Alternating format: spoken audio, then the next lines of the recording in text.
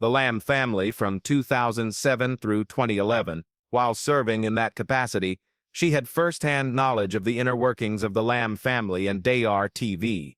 In light of these claims, what if your assumptions about Johnny Lamb and Dayar were completely incorrect? Deceptive appearance. A bombshell has been revealed by investigative journalist Julie Roy that has the potential to shock Christian broadcasting to its very core. This is more than a mere urban legend. It's an exposé that has been well documented and unveils a long-kept secret. Everything has changed now that the secret has been revealed. For a long time, individuals thought they were donating to something virtuous and sacred. The Christian television network Dayar, which is among the most popular in the world, has built its reputation on the values of faith, family, and ministry. Spectators, a notable they believed they were supporting God's work when they sent in donations, regardless of whether they were aged, sick, struggling, or just dedicated. Donating to a business wasn't their intention.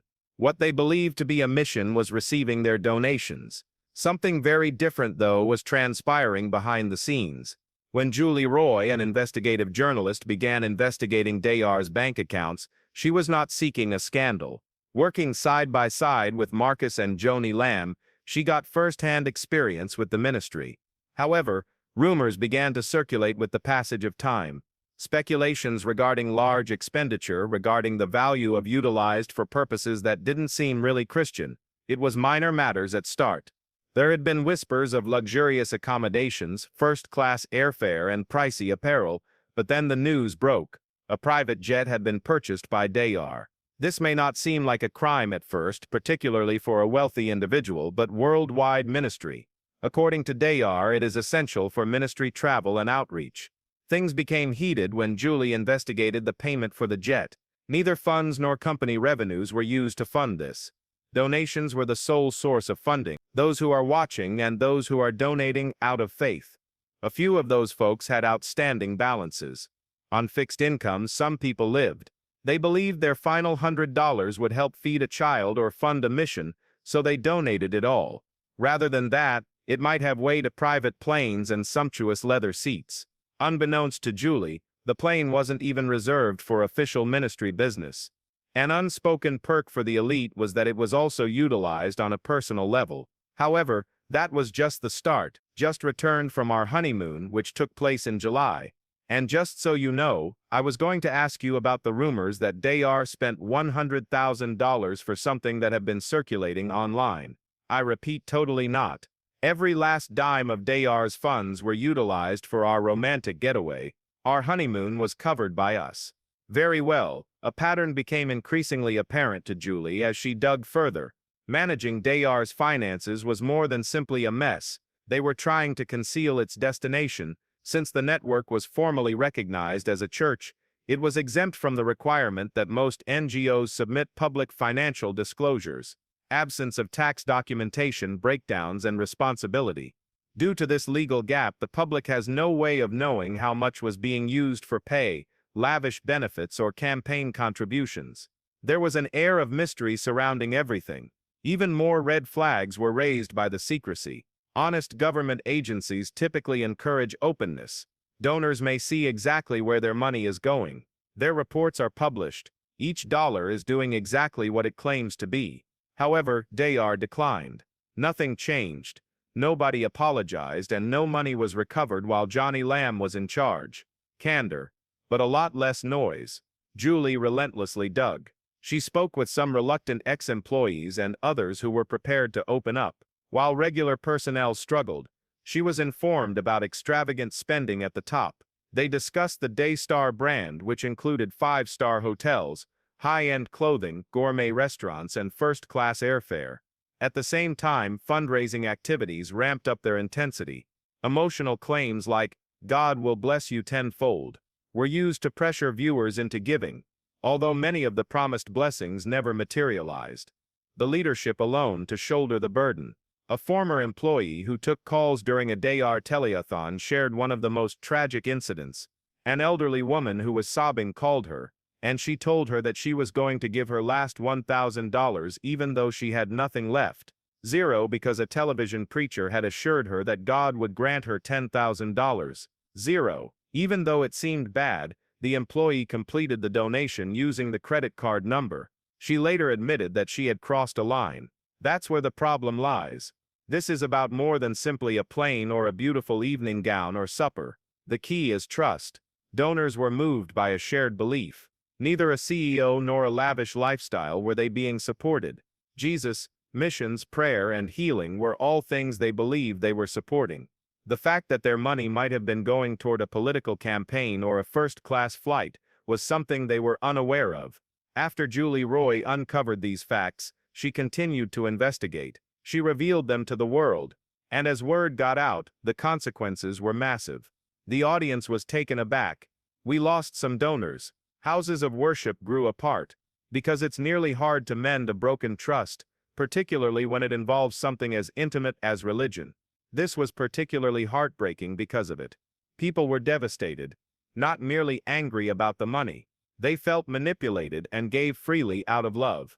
They thought they were sowing forever, but the money they were actually giving out was for something quite unique and profoundly human. Most people's mental image of a Christian ministry is a house of prayer where members are encouraged to put their lives on hold to serve a greater good. Dayar used to share that sentiment with a lot of people. According to workers in the beginning, it was fulfilling to work at the network. Prior to gatherings, individuals prayed in unison. They were committed to the task and stayed late not out of obligation but of their own free will. A job is not the same as this. In a way, it was a calling. It altered, though, at some point. There they hold the telethon twice a year. What is it now? Heart for the World, I believe. Hundreds of individuals spend their days answering phones in a single room that is entirely devoted to that purpose. Along with that, the prayer department was responsible for fielding telethon callers' inquiries about give money. However, on rare occasions, the number of calls would be so great that every single employee would have to have their phone on standby. Therefore, this was one of those specific instances. An unprecedented amount of calls were received. To my surprise, my phone started ringing. When I pick up the phone, I hear the voice of a small old lady who is sobbing and confiding in me that she is deeply in debt. Nothing is in her bank account, but she does have a small amount left over from her credit card which she plans to give to Dayar in accordance with what the radio host mentioned. That if you donate $1,000 today, you will receive $10,000 later on from God. There aren't enough words to describe how terrible it felt as I entered that card number and ran the transaction. When I first paused to think about it, I asked myself, do I want to be a part of Is This God's Kingdom? Because I've never understood how you could ever defend something like that. A change began behind the scenes as the network expanded, funding increased, and the spotlight shone brighter. The expression shifted. Pressure, control, and dread gradually replaced the warmth that had made Dayar feel like family. Workers who had previously worked there spoke of an organization whose culture appeared pleasant on the surface, but was actually quite uncomfortable. On camera, it was all about Jesus. Off camera summed it up nicely for one departing employee. Cameras, it was all about power, money, allegiance, and image. The story's principal investigative journalist, Julie Royce, didn't merely peruse bank records or jet purchases. People who had worked inside Dayar and were willing to speak their minds were heard by her. What they depicted was a ministry that over time started acting more and more like a company, with leaders placing a premium on allegiance above character and making it costly to speak out. Employees who felt their voices weren't being heard when they voiced issues about spending or decision-making, their voices were either never heard, or much worse, utterly stifled.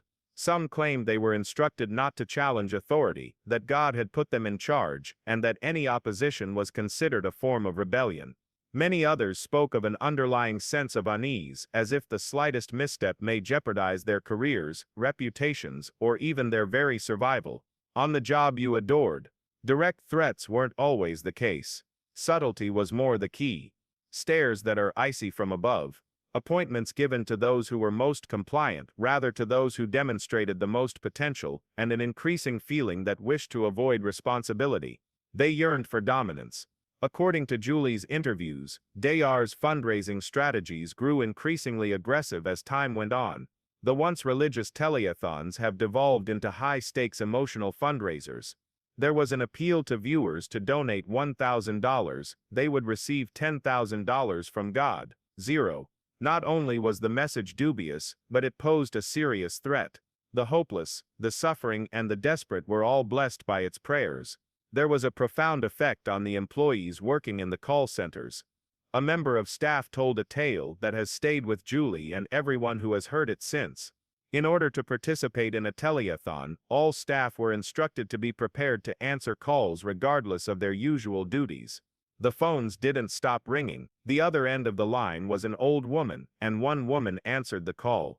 Crying, the woman broke down. She wanted to donate her last $1,000, despite saying she was deeply indebted and had no more money. Because a television preacher had assured her that God would multiply her donation tenfold if she made it that day. She had her credit card number stolen by the employee. Something broke inside of her as she processed the donation. She claimed that further events caused her to doubt her beliefs. There was no sensation of her memory served as a guide. Somehow, it seemed exploitative. There was more than just one poor pitch during the live broadcast.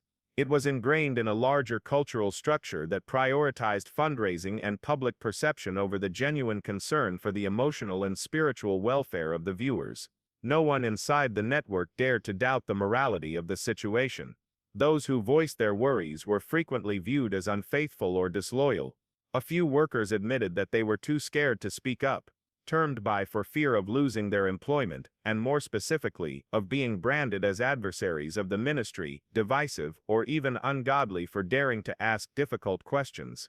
It wasn't simply money that was putting a strain, it was really moving and inspirational. Employees were continuously brought back the memory that they were a part of something holy, that Dayar was carrying out God's service. It was almost as if you were questioning God himself if you dared to dispute the leadership or the way things were managed. Individuals' employment isn't the only thing that mentality dictates. It has command over in the depths of their being. It got increasingly lonely as you climbed higher. Leadership was difficult to reach. Behind closed doors, decisions were taken. A lot of talk about who was in and who wasn't in the inner group. There was much muttering about how some employees seemed to magically get the pickiest tasks, vacations, top-notch medical care, and in the end, it always seems to boil down to a single factor. Your devotion to the summit was impressive.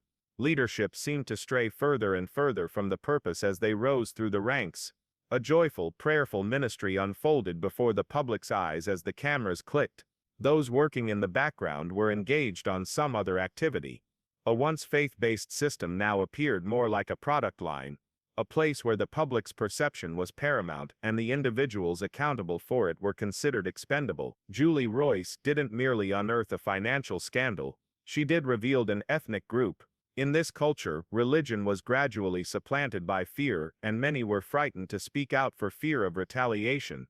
Wounds took a long time to heal for individuals who departed from Dayar. For many it was a problem spiritually once they've departed. Some people stopped attending services. For some, Christian leadership was completely betrayed. Leaving a job is one thing. It's one thing to put your faith in a calling and then find it's not for you. Might have been based on dominance rather than Christ. The worst thing is that the majority of persons who became ministers did not do it with the intention of amassing vast fortunes or enormous influence. They came to lend a hand, to be of service, and to share joy. Even still, a lot of people left feeling humiliated, exhausted, and hurt.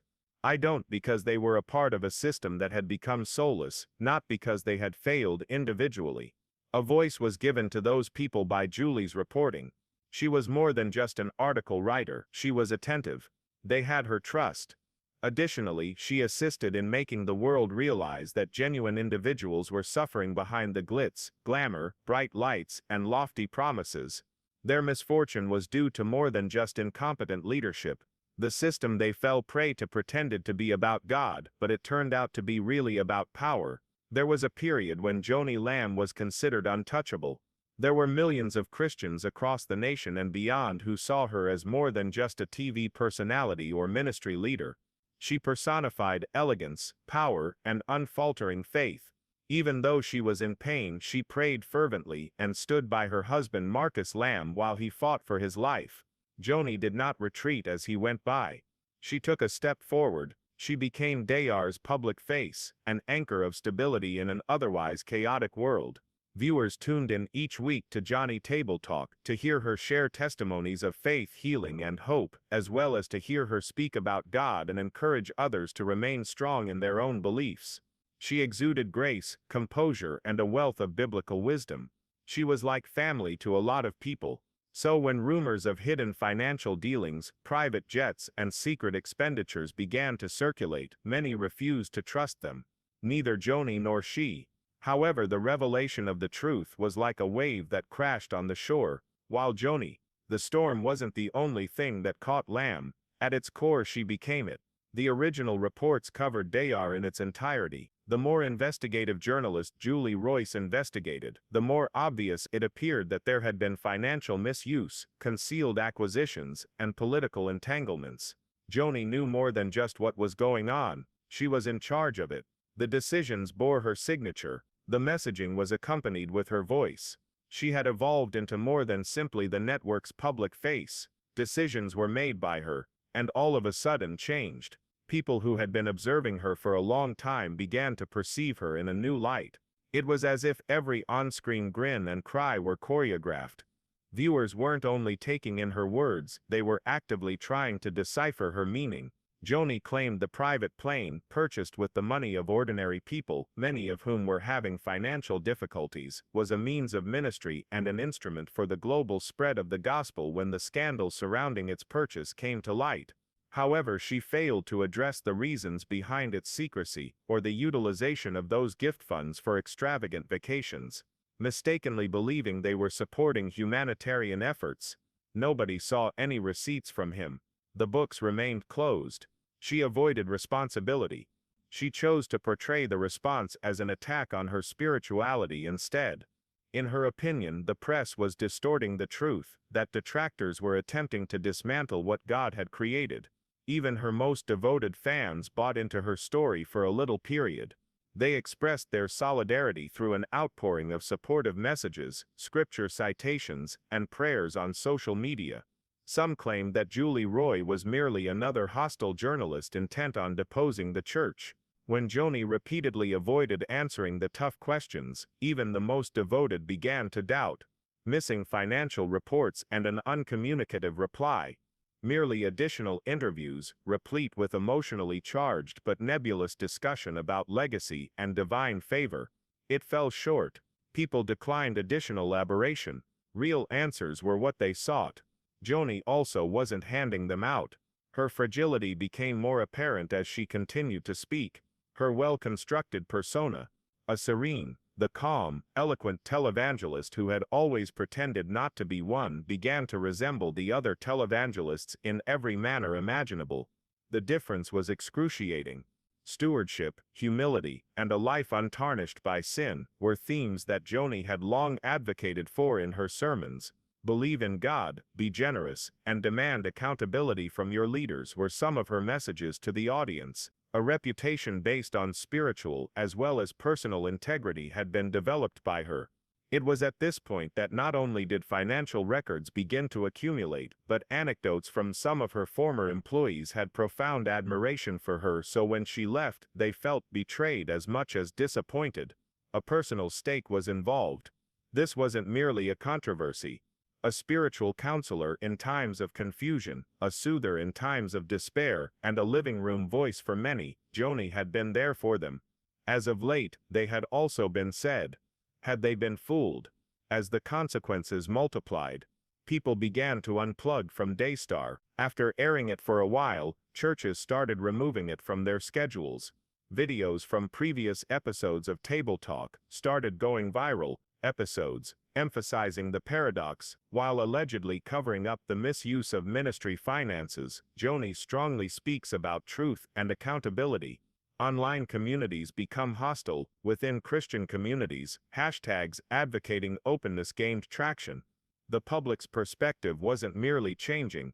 Something was giving way. Despite this, Joni remained in her position. There was no leave taken by her. She failed to make any concrete announcements or initiate an impartial audit of the network. Rather than that, she persisted. Her broadcasting continued. Double down she went. The image of a helpless lady, attacked for carrying out God's job, persisted in her public persona. Still, no words were needed to convey the impact of the quiet she crafted. The truth is that Julie Royce's revelations did not bring her reputation crashing down. Not totally. Because of Joni's reaction, it fell apart. She was dishonest in her response to the situation. She did use deflection to meet it. Humbleness was not a word she used. Damage control was her first target. The pain that many were experiencing went unacknowledged by her. Dismissing it, she moved on. Plus, folks took note. With each nebulous assurance to remain committed to the mission, an increasing number of viewers saw through the absence of candor, the failure to apologize, and the denial of actual accountability. Reason being that deeds speak louder than words when it comes to ministry. Mr. Johnny Lamb has a long history of prominence as a Christian television matriarch, an inspiration to women in ministry, and a symbol of unwavering faith. What really damaged her reputation, though, was not a private plane, a large bank account, or even her political leanings. That which was lacking was veracity. Not being willing to tell the truth who had placed their utmost faith in her were among them. Furthermore, in a society that holds trust in high regard, particularly when it comes to matters of faith, its loss is often difficult to recover. Daystar and Johnny Lamb's story didn't remain in the realm of whispers and headlines once word got out. It sank deep into the impact on the Christian community was profound, emotional, and chaotic, like a shockwave. People had relied on Daystar as a reliable voice for many years. It was a family affair. Sermons were broadcasted by churches. The older spectators quietly activated it, as if allowing the melodies to envelop the stillness with uplifting and prayerful lyrics. This Christian channel was different. Because it was like family to many, the betrayal hit close to home. Not only were people let down, they were also hurt. Someone was even offering ongoing support to Dayar for many years. Some were moved to give during telethons, responding to the invitation to plant a seed in the hope that God would reward them. It was a generous spirit among some. Unfortunately, a great number of people sacrificed themselves. Despite their lack of need, they went ahead and gave more than enough. They had put their faith in Dayar to use every cent for ministry purposes, such as aiding the needy, spreading the gospel, and funding missions, and now that faith was being tested, many issues arose after Julie Roy made her reports public and former employees began to speak out into places of worship all over the nation. Is this true? Should we still support Dayar? Why haven't they responded? Members of the congregation began to question their pastors, and some of the clergy attempted to maintain a neutral stance at first. Statements such as let's wait and see, or we prefer not to jump to conclusions. Some people kept their distance, expecting the issue would go away on its own. The burden, however, persisted. Discussions in Bible studies, small groups, and even Sunday school classes veered away from theology and scripture in favor of concerning the breach of trust. The decision to remove Dayar programming on their screens was made by some churches. Some groups pushed on members to reconsider spending habits. As a result, this sowed discord in several churches. Angry discussions amongst members of the congregation who had been meeting for years for worship. Some others thought Joni was being attacked spiritually. The other side thought the truth was being exposed at last. It has more to do with politics and a plane than that. It centered on the pledge that each and every ministry makes. To be forthright, to be honest, and to prioritize God's work. A network isn't the only thing impacted when that promise is broken. It impacts the religion of individuals. Quite a few loyal viewers ceased their viewing completely. Still some lingered, their doubts muted. Some individuals, who had invested the most and had the most faith, eventually distanced themselves from Dayar and the church as a whole. The agony was that intense. At the time, it might be disheartening when someone you put your faith in betrays you. Pastors were put in difficult situations. Some were conflicted because they wanted to demand accountability but didn't want to smear another ministry. However, in numerous instances, they only compounded the problem. People were looking for firm responses. They were seeking the reality. They yearned for leadership that would not ignore the problem, but would instead tackle it directly. The intensely personal nature of it all made it more challenging. Hi there, Joni. There was more to Lamb than meets the eye. Many, particularly women, looked up to her as a spiritual role model. She had led people through crises, grieved with them, and spoke so confidently about God. It was more than just awful to watch that persona crumble in front of everyone. Mysteries abound. How could someone who talks about integrity make these choices? The public demanded, and individuals who wished to believe the best began to find no more justifications. Furthermore, with Dayar remaining silent, they felt an increasing pang of betrayal. Stories were shared at an unprecedented rate on social media. Narratives of how Dayar had aided them in the past, but how they now felt guilty about putting their faith in it. Tales of their past contributions, prayers, and the uncertainty that accompanied them, if it had all been worthwhile. While some were furious, others were simply devastated. And this weighty hidden reality was there throughout. Ministries serve as ambassadors for God, not merely for themselves. Therefore, the demise of a ministry does more than destroy a standing, it causes individuals to lose trust. It makes them question if anyone else is hiding something, or if they have placed too much faith in someone too soon. Most importantly, it instills a fear of believing in themselves.